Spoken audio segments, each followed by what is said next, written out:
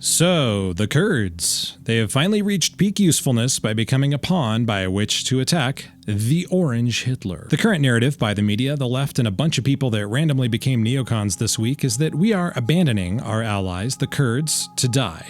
The Turkish government is already engaging the Kurds in southern Turkey and northeastern Syria as I write this.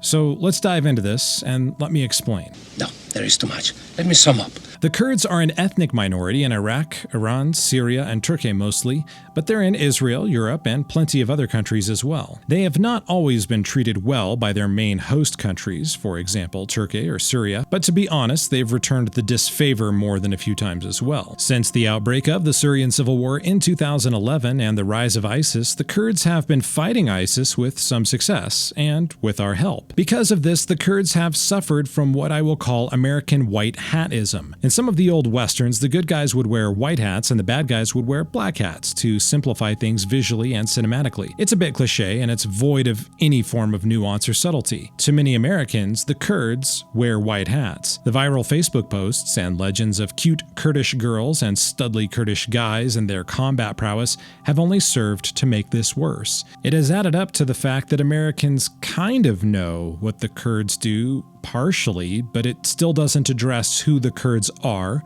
what they believe, and what else they do outside of the Facebook posts. Viral content and memes portrayed the Kurds as a forward-thinking bunch, a pro-American group that pretty much just wants a Western nation of their own. And we fell into oversimplification. The Kurds wear white hats. The Kurds are the good guys. And to be honest, that isn't completely true. The Kurds in question are largely centered in the northern part of Iraq, the eastern edge of Syria, and the southern part of Turkey, right where all these countries meet. Because the Kurds have their own culture, interests, and ethnic identity, they want a state in that geographic region where they are. They want a Kurdistan. Inherently, there's absolutely nothing wrong with that, but historically, how the Kurds have gone about this has created all sorts of issues. The Kurdish group called the YPG are the good Kurds that the US ostensibly supports. But there's also the PKK, the bad Kurds. Turkey considers the PKK a terrorist organization, and so too does the United States, and that is not a recent development. That's why the US says they will only support the YPG, the good Kurds. There's just one problem with that.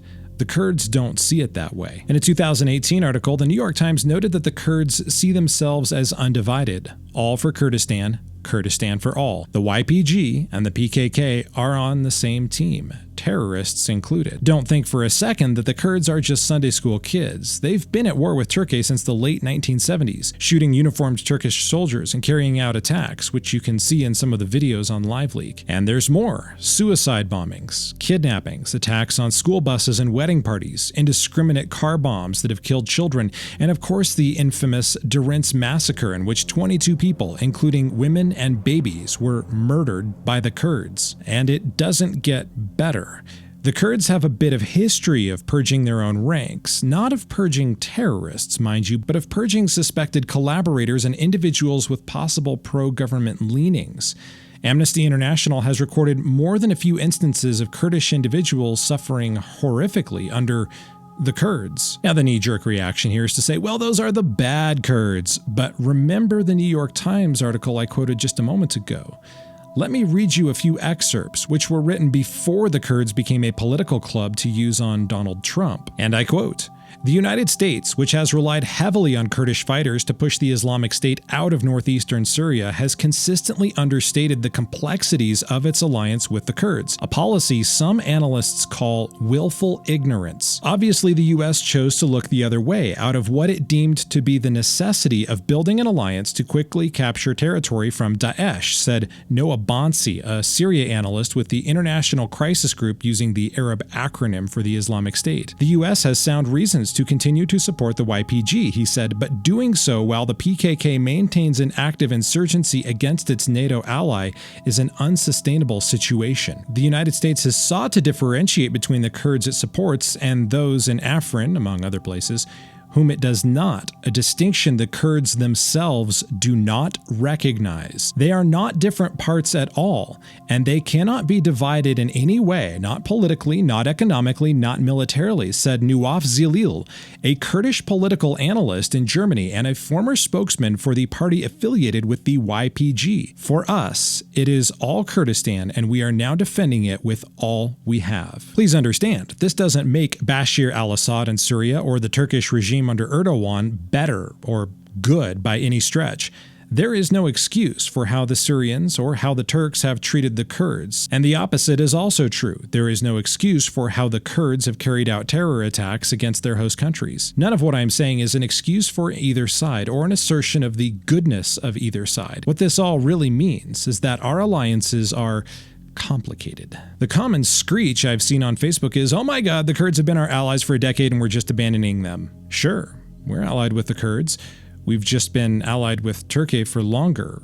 A lot longer. See, there's this thing called NATO. It's an alliance of European powers aligned with the West. Turkey joined NATO in the early 1950s. So there's kind of like, a history there. The Kurds and the Turks are both our allies, but they're not equal allies. What we are looking at here is two allies fighting each other and committing atrocities against each other. Now, when we say ally, it means we don't shoot at you, and to some degree we might help you.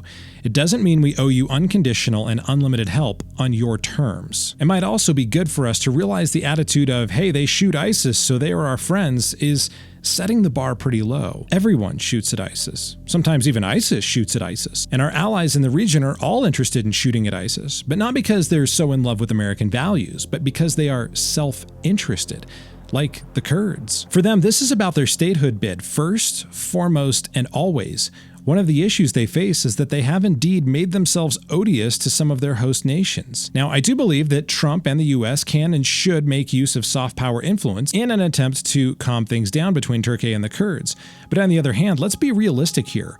The Kurds have long been carrying out terror attacks against the Turks, and they refuse to ideologically distinguish themselves or purge their ranks of such behavior. It's difficult to imagine Turkey suffering terrorism from the Kurds and then being told by a superpower, us, just to roll over, forgive it all, and then carve off a significant chunk of land to give the people who have been killing them for the last few decades. Those are conditions we as Americans would never agree to.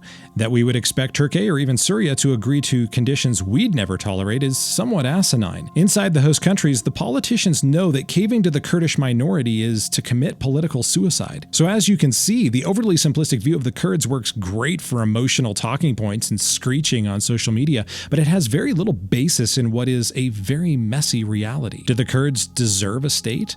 Well, maybe. Then again, maybe not. I often quote a student I heard in an undergrad class.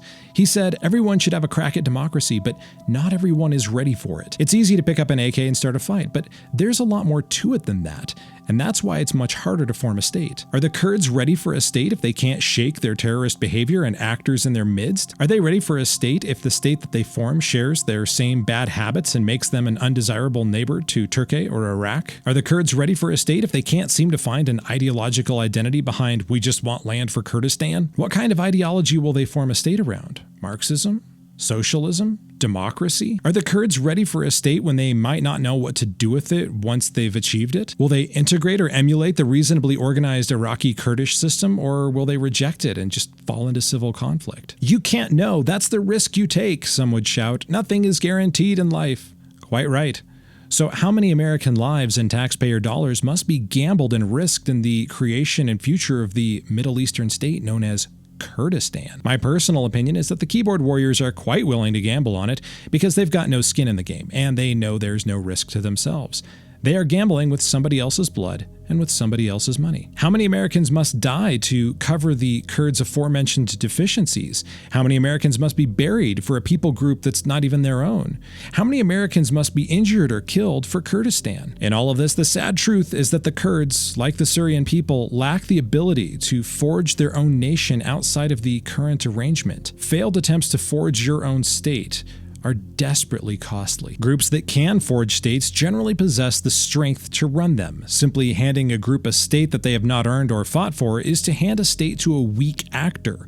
A weak actor that needs coddling, protecting, hand-holding, and one that is highly susceptible to negative outside influences. Sure, the Kurds might deserve a crack at a democratic state, but at what cost? How many American deaths or injuries? Put a number on it.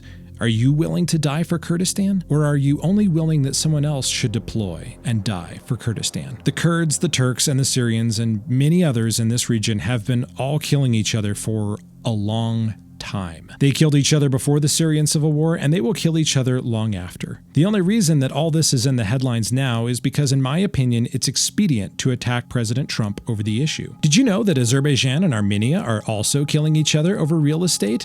But that's not in the news. Now, is it? Is it not important? Are their lives worth less? Or does it not fit the narrative? At least not yet. I strongly encourage you to read Andrew McCarthy's piece, Turkey and the Kurds. It's more complicated than you think.